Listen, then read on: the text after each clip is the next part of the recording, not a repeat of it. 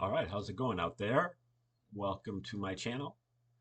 And this channel is of educational intentions of provenance. We try to turn you on to great theories and concepts and discoveries that you might not be familiar with because they've been suppressed. Things that the powers that be are trying to steer you away from. And this is a segment that we have called the Q-tip of the spear. And we look at the current info war and some of the podcasts that I've checked out in the last day or so that I consider to be from the tip of the spear podcasters who are covering the cutting edge of the info war and just muse on them. And, you know, I am optimistic and I am an optimist. I've been a lot of times accused of being pessimistic, but I feel like it's optimism. People say, "Oh, your vision of the world is so negative. You think that there's a conspiracy going on." And I think, well, no, I actually think that you think it's negative because there is a conspiracy going on and you don't want to know about it because you don't think you can handle it. And so it's really that you're being negative because you don't think you can handle it.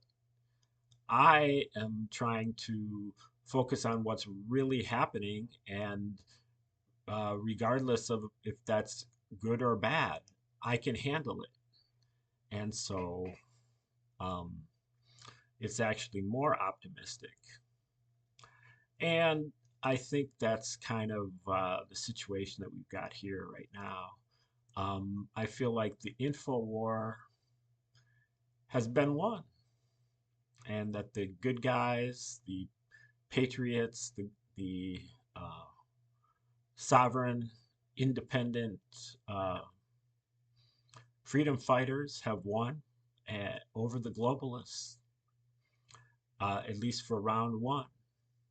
And um, there may be some punishment. There may be some justice. Some of the principals may get punished, as a matter of fact. However, as I talked about, I think yesterday, the Matrix probably has a few different levels, or you could maybe use a Trojan horse analogy that, um, you know, if we're if we're victorious or the patriots are victorious, then that means that they are in the position to implement their agenda. But if their agenda is all infected with um, the deep state globalist philosophy or belief system, then what good is that going to do? Zero, or negative even. And I believe that's the case, um, because the New Testament of the Bible was a psyop, and it was written by the Romans, the um, you know kings of the deep state, and the uh, original globalists, and some of the worst people that have ever inhabited this planet. Some of those first century Romans, and in particular, the Flavian dynasty of Caesars in the late first century, who were the um, authors of the New Testament. And I think this can be demonstrated, this has been demonstrated on this channel in many, many different videos, along with a dozen books out there on the topic, especially from Joseph Atwill and Michael Maniscalco's um, Christianity's Origin as a Flavian Secrecy Cult. And Atwell's books are called Caesar's Messiah and Shakespeare's Secret Messiah. And so this is a problem because the patriots seem to be unable and unwilling to examine this particular psyop. All I'm really asking is that you give it a go, that check it out, do the digging on it. You're into digging, but you won't dig on this because it's kind of verboten. There's kind of a taboo on it.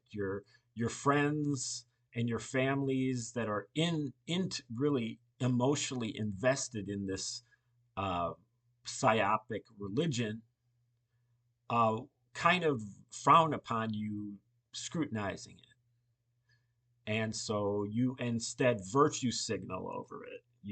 Whenever Jesus or the Bible is mentioned, you just kind of nod in approval. Oh, this is a good thing. Even though I haven't examined it and I don't really know what it's all about. And even if I've read part of it or some of it, I'd have no idea what the context really is or what this is really about. Any of the subtleties or nuances involved in it. Um, but this all kind of bears itself out if you take a look at the work of Josephus, the Roman Jewish historian who wrote a history of the war between the Romans and the Jews, 66 to 73 AD. And this same story is also utilized in the New Testament, meaning basically that whoever Josephus was, he is also the author of the New Testament. The parallels between the two are very striking and voluminous. Um, every In the book of Luke, they occur at approximately the rate of 10 per chapter, more than 10 per chapter. And some of them are like really detailed and intricate and really well hidden. Um, and so you just have to kind of check it out for yourself. And so this is another situation where people are going to accuse me or accuse other people of being negative. Oh, you think everything's a psyop? Isn't there any good in the world or whatever?